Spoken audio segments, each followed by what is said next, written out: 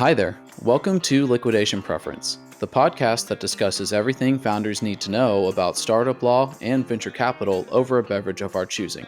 I'm your host, Andrew Kusmal, and I'm glad you stopped by for a quick drink. Today, we will perform a high-level overview of the Series A term sheet while I enjoy an Oktoberfest. So, grab a drink, pull up a seat, and let's get into it. Today's episode is brought to you by Kusmal Legal, the law firm dedicated to helping founders navigate the legal process of starting, running, and fundraising for a startup. Head on over to kusmallegal.com, that's KUSSMAUL legal.com, to read great material tailored for founders and get help with all your startup's legal needs. I chose an Oktoberfest for today's discussion because I always look forward to its seasonal release every single year, just like many founders anticipate their Series A round and getting that Series A term sheet. Now, if you're new to the whole fundraising process, you may be asking yourself, what's the difference between the seed round I just raised, say, 6 months to a year ago, versus the Series A round that I'm planning to raise or I'm currently raising right now? There are a few differences, and the first one is in the amount that you raise. Typically, in your Series A round, you're going to raise anywhere between, or at least from what I've seen, companies raise anywhere between $6 million to $9 million. Compare that to your seed round, where I typically see companies raise, well under $2 million. And you can really kind of sort of see why so many founders anticipate this round because of that huge increase in funding. The next big difference is the type of investors. In your Series A round, your main investors are going to be venture capital firms. Now, for those of you who don't know, venture capital firms, what they do is they go around and they raise or gather money from certain groups of people who they're going to call their limited partners. I'm not going to really dive into the whole mechanics of it, but suffice it to say the limited partners are usually very high net worth individuals, institutional investors like pension funds, family offices. They go to them, they create a fund raising money from those investors, and then they take that money and invest them in private companies and startups, for example. Compare that to your seed round, where your main investors were probably a handful of just angel investors who they're typically entrepreneurs who've had a few successful exits and want to get into the investing scene. However, it's becoming more and more common now for venture capital firms to create specific funds for the seed stage. So you may have already had some sort of experience with a venture capital firm from your seed round. The next difference is in the type of equity sold. In your Series A round, you're always selling preferred stock. It's called preferred stock because this stock has special rights and protections attached to it, unlike the common stock that you and your co-founders hold. While we're not going to dive into the specific rights and protections that are normally attached to preferred stock in this discussion, I will say that they can be divided into two broad categories. The first are terms that give the investors certain economic protections. The second are terms that give the investors certain control rights. Now, this is a lot different than your seed round, where you most likely sold a convertible note or a SAFE agreement. And if you remember from our last discussion, I rarely recommend that you give any sort of special rights to people in your seed round who hold a convertible note or a SAFE. The next difference is what the entire process looks like from beginning to end. If you remember from our last discussion, we talked about what the seed round looked like, from beginning to end. I went through all those specific steps. In the Series A, it's pretty similar, pretty much follows the exact same path that I described. However, there are a couple differences. The first being the term sheet that gets drafted. Who drafts that? Well, in our seed round, it was typically, you or your startup attorney, hopefully your startup attorney, drafted the term sheet. In the Series A, it's actually the venture capital firm, the lead investor, the one who's going to be putting in the most money in your round, who's going to be drafting the term sheet. And there are many reasons for this, but the main and most obvious one is that these firms make an investment every couple weeks. Sometimes some are making more, and they want to have their own uniform form. They don't want to have to be bogged down by reviewing every single term sheet that's given to them for a potential portfolio company. It just makes the process streamlined and easier for them. When you get into the definitive deal documents like the stock purchase agreements, the investor rights agreements, that is when it kind of goes back to the whole seed round process there. Your startup attorney is going to be drafting those, and your attorney is also going to be drafting all the necessary board consents that you need for the raise. Building off of that, the due diligence process in your Series A round is a lot different than your seed. It's different because it's longer and it's more in depth. Now, this is due to the amount and type of documents that are requested in this stage from the venture capital firms, more accurately, their attorneys. Now, we've talked about what the due diligence process is and what it's for, so I'm not going to dive into that, but I will talk about the types of documents that are typically requested. And pretty much almost anything and everything that you can think of, they're going to request your certificate of incorporation. They could request all your board minutes and more, and everything in between. So you can see why you have to spend more time gathering those documents and producing those documents. Now, in that same vein, this process can also lead to a lot of what I call corporate cleanup. Some of it can be very extensive corporate cleanup, because more often than not, if I have a client who didn't use me for incorporation, let's say they used a service or another attorney who maybe didn't handle startup law, I find that I have to draft the majority of these documents that the investors are requesting. Couple in the time that it takes to draft all those documents, and then hunt down former co-workers, co-founders who've already left the startup before you round. It can take quite a bit of time to get through this whole process. It's interesting too, because something you want to watch out for, and going back full circle on this, on being incorporated the right way, for lack of a better way to say it, is I've noticed too that when you have to find former co-founders to sign certain agreements, let's say assignment of IP agreements, for example, more often than not, the former co-founder, I should say, is going to be smart enough to realize that this might be due in connection to a future financing, and you're going to be kind of stuck between a rock and a hard place. They're going to want some sort of compensation from that to be able to sign that agreement when they should have signed it from day one, and it wouldn't be an issue. So don't find yourself in that situation. Please make sure that you have all these documents in place before you get this far. Now, compare all that to what your due diligence process looked like in your seed round, which is probably very, very light. Most likely it was just the pitch deck, maybe a little bit more than that, and very unlikely that you had to do any corporate cleanup. You can start to see why the Series A due diligence process is something else entirely. The final difference between the two rounds is in the term sheet itself. Now, if you had a priced seed round, you sold preferred stock in your seed round, then you're pretty familiar to what the Series A term sheet would look like. However, the Series A term sheet is longer and it has more robust terms than what was in your seed round. With that being said, what is the Series A term sheet? Well, most obviously, it's the most coveted document in the startup community. Everybody's always talking about how they've either got one, they have one in the pipeline, or they're hoping to get one soon. We all hear these stories, and it just further fuels every founder's desire to get one.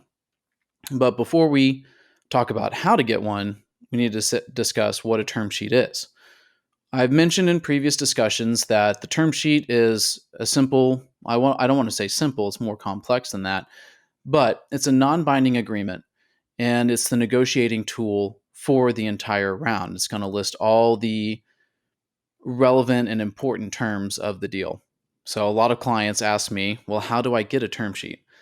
That's a little bit of a loaded question, because it's not easy. Nothing ever is. And two, there's a lot more that goes into it than my answer here. But I will say, or I do say to them, that one of the more determinants of future success in getting one is by starting early.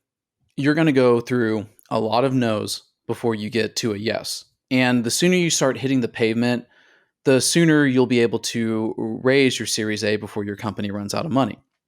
Now, of course, none of this is guaranteed. And like I mentioned earlier, a lot goes into getting a term sheet. More than just starting early, you have to have good product market fit, accelerating traction, a good founding team, right timing, and sometimes just plain old luck. I often have clients ask me after they get a term sheet, they're really concerned about the fact that it's non binding. They ask me, well, since it's non binding, does that mean the investor isn't going to go through with the deal? They're going to be able to pull out for some reason. And I understand where this concern is coming from, considering the amount of time and effort it takes to get this term sheet and that your company needs the injection of cash. And while the answer is technically yes, since it's non binding, they don't have to go through with the investment, very rarely does that actually happen in real life, especially with the more reputable venture capital firms, the ones who've been in business longer. You're more likely to run the risk of a firm backing out after signing a term sheet if they're newer or maybe they only do like one or two investments a year. I tell my clients the only way that a venture capital firm will back out of the deal after signing the term sheet is for one of two reasons from what I've seen. One, you either lied to them about some core concept of the business, or two, you have some infixable, or I should say unfixable problem in regards to who owns the IP in the company. Building off of that, I often get asked, okay, well, since it is non binding, that means I can just go ahead and sign the term sheet and then I can change any terms that I don't like later, right? The answer to that is a resounding no. It's very important that you know this because I do understand the urge to sign any sheet of paper that's given to you. Sign that term sheet. An investor says they want to invest $12 million in your company. Be very hard not to just say, okay, where's the sheet? Where's a pen? I'll sign it right then and there. You need to resist that urge because, like I said, you want to make sure that you know what you're agreeing to. And if you find a term in there that you don't like, it's not like you can just go back to the investor and say, oh, let's take that out. Can we change this? Can we change that? That's not how venture capital firms and their attorneys work deals.